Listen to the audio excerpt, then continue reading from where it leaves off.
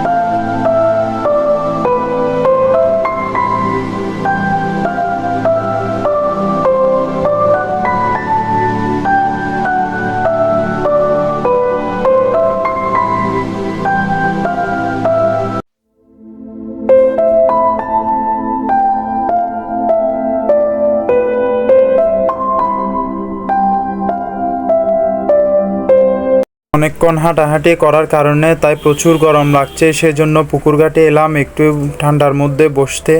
এটা আমার নতুন চ্যালেঞ্জ, সবাই একটু সাবস্ক্রাইব করে পাশে থাকবেন। ধন্যবাদ সবাইকে।